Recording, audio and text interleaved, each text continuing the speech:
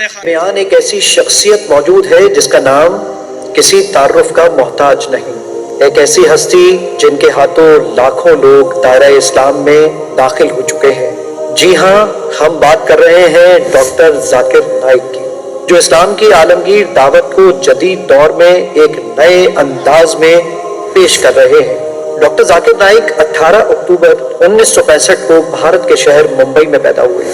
اگرچہ پیشے کے اعتبار سے آپ ایک MBBS ڈاکٹر ہیں، لیکن آپ نے اپنی زندگی کو دعوت اللہ کے لیے وقف کیا۔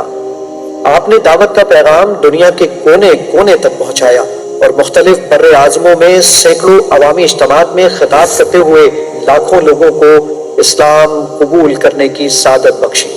آپ کے لیکچرز ہمیشہ علمی، منطقی اور دلائل پر مبنی ہوتے ہیں، جس کی وجہ سے لوگ آپ کی باتوں سے متاثر ہو کر اسلام کی طرف راغب ہوتے ہیں۔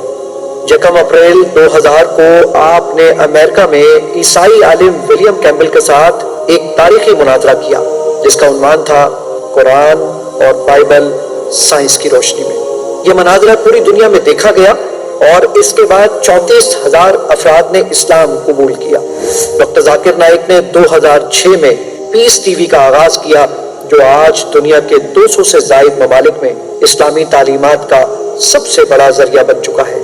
آپ کی خدمات کے نتیجے میں 2015 میں سعودی عرب کے شاہ سلمان بن عبدالعزیز نے آپ کو مسلم دنیا کا سب سے بڑا ایوارڈ شاہ فیصل ایوارڈ عطا کیا۔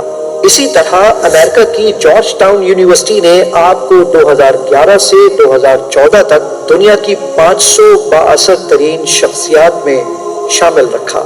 ملیشیا کے بادشاہ نے بھی آپ کی خدمات کے اعتراف میں ملک کا سب سے بڑا ایوارڈ آپ کو دیا۔ اسلام کا یہ عظیم داعی آج ہمارے درمیان موجود ہے اور ہمارا فرض ہے کہ ان کی بے مثال خدمات کو سراہیں اور ان کے علم سے بھرپور استفادہ کریں۔ اللہ تعالیٰ ڈاکٹر صاحب کو اپنے حفظ و امان میں رکھے، آمین ثم آمین۔